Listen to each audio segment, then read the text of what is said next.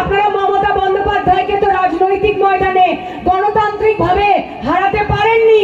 আপনাদের বিজেপি নেতাদের বলছি, আপনাদের মাথায় অত কত চুল নেই যত কটা প্রকল্প মমতা বন্দ্যোপাধ্যায় আছে। বলে লক্ষ্মীর ভান্ডার কে দেয়? হাত তুলে বলুন, লক্ষ্মীর ভান্ডার কে দেয়? স্বাস্থ্য সাথী কে দেয়? কন্যাশ্রী কে দেয়? রূপশ্রী কে দেয়? সবুজ সাথী কে দেয়? মানুষকে ফ্রিতে রেশন কে দেয়?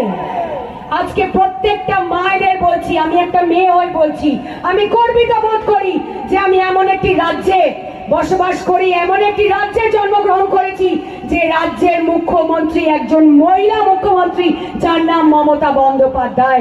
ওনার জন্য একটা জোরে হাততালি সবাই। বড় বড় কথা বিজেপি, বড় বড় কথা।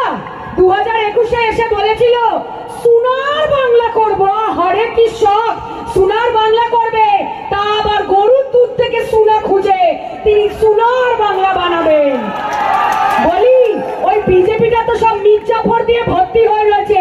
আপনারা আগে নিজের কুল সামলান, তারপরে বাংলা দেখতে আসবেন। মির্জাফর বলতে মনে পড়লো, যেমন কোন বাংলায়, যেমন কোন মুসলিম পরিবারে যখন কোন পুত্র সন্তান জন্মায় তার নাম কেউ মির্জাফর রাখে না। কেন রাখে না? মির্জাফর মানে কি? হ্যাঁ, যে বিশ্বাসঘাতকতা করে। মির্জাফর মানে কি?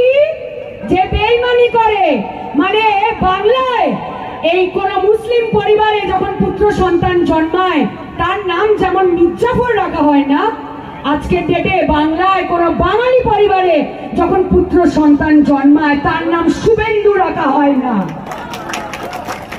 এই মির্জাফরে ভরা পার্টিটা এরা আসছে মমতা বন্দ্যোপাধ্যায়ের সাথে লড়তে। সোনার বাংলা করবে তোমরা? তোমরা, আমি প্রশ্ন করতে চাই তাদের এই ডবল ইঞ্জিন সরকারের রাজ্যগুলোতে, যে তোমরা আগে সোনার গুজরাট এতদিনে বানাতে পারলে না কেন? হে কেন গত 3 মাসে 24খানা ব্রিজ গুজরাটে ভেঙে পড়লো? আমি প্রশ্ন করতে চাই, কেন তোমরা সোনার বিহার বানাতে পারলে না? বিহারে কেন একজন পেশেন্টকে অক্সিজেনে না পেয়ে একটা সরকারি হাসপাতালের বাইরে তাকে মরে যেতে হলো?